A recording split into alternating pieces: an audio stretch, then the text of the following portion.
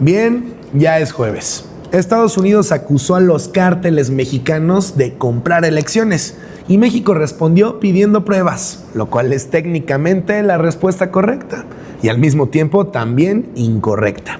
El TMEC no se renovó, en cambio se acordó revisarlo todos los años durante 10 años, que es la versión diplomática de luego lo hablamos.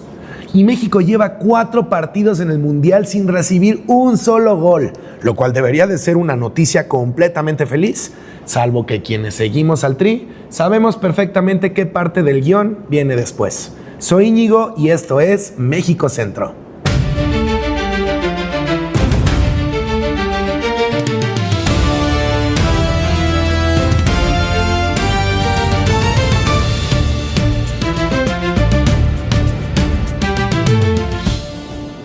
El Departamento del Tesoro de Estados Unidos publicó un comunicado donde dice, entre otras cosas incómodas, que los cárteles usan las ganancias del huachicol para financiar campañas políticas y medios de comunicación en México, con el objetivo de poner en el poder a gente dispuesta a colaborar. No nombraron a nadie, ni un partido, ni un candidato, ni una elección. Dejaron la acusación flotando en el cuarto como un olor sin dueño. Pero como el primero que lo huele, debajo lo tiene. Ayer la presidenta Sheinbaum respondió con una pregunta. ¿Qué pruebas tienen? Hay un matiz que vale la pena registrar. Sheinbaum no dijo eso es falso. Dijo de eso nunca fuimos informados. Así es que la molestia no fue por la acusación en sí, sino por no haber sido incluidos en la junta previa. Como llegar a tu fiesta sorpresa y quejarte de que no te mandaron invitación. Una distinción pequeña que, en diplomacia, lo es todo. Ayer era la fecha límite para renovar el TMEC y Estados Unidos anunció que no lo haría. El representante comercial Jamieson Greer lo dijo y ahora el acuerdo entra en un esquema de revisiones anuales hasta su expiración prevista en el 2036. Salvo que los 3 países lleguen antes a un consenso o alguno decida retirarse. El tratado sigue vigente y lo que cambia es el mecanismo. En vez de una prórroga automática de 16 años, habrá una negociación cada 12 meses sobre reglas de origen, industria automotriz y aranceles. El secretario de Economía, Marcelo Ebrard, confirmó que las revisiones serán anuales durante la vigencia del tratado. Morena salió a decir que la integración comercial no está en riesgo. Canadá reiteró su apoyo inquebrantable al acuerdo y la bolsa y el peso abrieron a la baja. Trump firmó este mismo tratado en 2020. Lo llamó el mejor acuerdo comercial jamás firmado. Y hoy argumenta que no corrigió los déficits comerciales. Así las cosas. Norteamérica acaba de estrenar una relación comercial que funciona como una suscripción sin opción de compra. Se renueva o no se renueva cada año y nadie sabe con certeza qué pasará en la siguiente facturación. 10 años es mucho tiempo para mantener ese suspenso, pero eso, al parecer, es el plan. El INE entregó formalmente su constancia como partidos políticos nacionales a 2 organizaciones, Somos México y Paz. México pasa así de 6 a 8 fuerzas con registro rumbo a las elecciones de 2027. Somos México, que nació de la Marea Rosa y las marchas en defensa del INE de 2022 y 2023, hoy recibe su constancia de manos precisamente del INE. Un partido que nació gritando ¡salven al INE!, terminó cobrando nómina ahí. Hay una elegancia circular en eso. Lo encabeza el experredista Guadalupe Acosta Naranjo, quien prometió que los dirigentes no serán candidatos y que 1/3 de las candidaturas irán a menores de 35 años. Paz es el tercer registro del mismo grupo evangélico de Hugo Eric Flores. Antes fue Encuentro Social, luego Encuentro Solidario, ahora es Paz. Es un partido que ha perfeccionado la técnica de aparecer cada 6 años con nombre nuevo y reputación de segunda mano. Sus siglas originales eran CSP, hasta que el tribunal las tumbó por coincidir con las iniciales de Claudia Sheinbaum Pardo. Y cuando llegó el día de recoger la constancia en las oficinas del INE, sus dirigentes sencillamente no aparecieron. Cada partido recibirá 73,680,000 pesos de financiamiento público de julio a diciembre. Somos México también tiene pendientes porque el INE le ordenó cambiar nombre y color por riesgo de confusión con otra fuerza. Un partido que nace escondiéndose de las cámaras y otro que todavía no define su nombre ni su color. La democracia mexicana tiene su propio estilo. El pozo explotatorio CREM 1 en el ejido Constitución de las Chuapas, Veracruz, lleva ardiendo desde el 5 de marzo. Hoy son más de 100 días. La explosión ocurrió durante trabajos de perforación. El incendio que desató no se ha apagado. El director general de Pemex, Juan Carlos Carpio Fragoso, le prometió a la presidenta Sheinbaum que el pozo estaría sofocado antes del 20 de junio. Esa fecha ya pasó. El fuego sigue y Pemex insiste que la situación está bajo control operativo, con quema controlada de gases y que las emisiones se mantienen por debajo de los límites permisibles. Pero las comunidades cercanas reportan otra cosa. Imágenes satelitales muestran una pluma de contaminantes que se extiende más de 100 kilómetros sobre Veracruz, Tabasco y Chiapas. Los pobladores de Constitución Mexicana, una comunidad indígena, reportan náuseas, irritación de ojos, muerte de ganado, pérdida de cosechas y arroyos contaminados. Esta semana se manifestaron frente a las oficinas de Pemex en Coatzacoalcos, con un pliego de exigencias y la amenaza de sumar a otras 36 comunidades. La atención médica que han recibido se limitó, según los pobladores, al reparto de medicinas para la gripa. Como lo escuchas, un pozo, una comunidad indígena tosiendo, y la solución oficial es repartir pastillas para la tos. 100 días. En ese tiempo se pueden hacer muchas cosas. Construir infraestructura, cambiar políticas, apagar un pozo. Lo que no debería suceder en 100 días es que una emergencia se vuelva paisaje y que el humo deje de ser noticia porque ya siempre estuvo ahí. Una semana después del doble terremoto del 24 de junio, la cifra oficial en Venezuela subió a 2.295 muertos y más de 10.000 heridos. La presidenta interina Delcy Rodríguez advirtió que el número podría seguir subiendo, sobre todo en La Guaira, la zona más devastada, donde colapsaron más de 100 edificios y las operaciones de rescate continúan. La respuesta internacional no se hizo esperar. México desplegó desde el jueves pasado un contingente de rescatistas y sanidad de la Sedena. Argentina envió brigadistas, perros de rescate y personal médico. Bolivia mandó un avión Hércules con rescatistas. España, a través de la Reina Sofía, donó fondos de emergencia. Y la ONU coordina la ayuda global.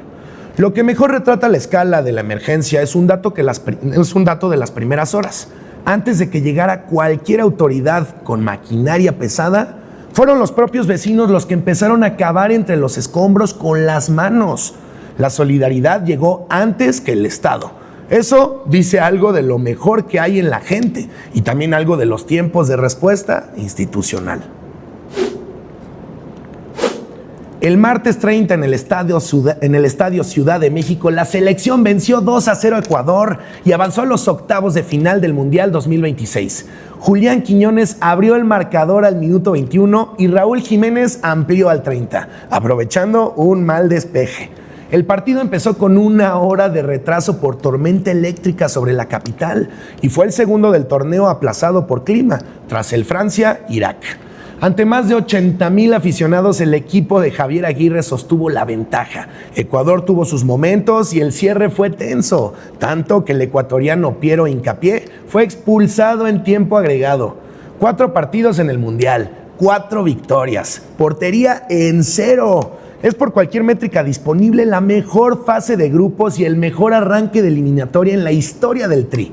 Aquí es donde el aficionado mexicano, formado en décadas de contexto, aprieta el estómago, y no porque las cosas vayan mal, sino precisamente porque van demasiado bien. Y 4 partidos perfectos son un prólogo que la historia de este equipo ha sabido interrumpir con notable consistencia. El triunfo ante Ecuador detonó una de las celebraciones más grandes que se recuerden en el país. En la Ciudad de México, más de 1.400.000 personas llenaron el Ángel, la Diana, el Zócalo y Reforma. Las escenas se repitieron en Guadalajara y Monterrey. Para dimensionarlo, 1.400.000 personas en un solo punto de la ciudad es el equivalente a la población total de Querétaro rodeando al Ángel de la Independencia. México celebra con una intensidad que llena avenidas enteras por un partido de 16avos, y esa capacidad de movilizarse en la alegría es genuinamente uno de los rasgos más singulares de este país. Pero eso, como veremos en la siguiente nota, es simultáneamente lo más hermoso y lo más complicado de ser mexicano. La victoria de México sobre Ecuador trajo un saldo que no debería normalizarse. 4 personas murieron en los festejos cerca del Ángel de la Independencia, 3 por asfixia entre la multitud y 1 por paro cardiorrespiratorio sobre Paseo de la Reforma. Las autoridades capitalinas no han detallado si hubo fallas en el control de la multitud o en los accesos. El festejo del domingo, día del próximo juego de la selección, vendrá con más de 1 millón de personas que probablemente querrán repetir la experiencia. Y lo que pasó el martes debe de convertirse en una lección que cambie el operativo. México ya tiene rival para los octavos, Inglaterra.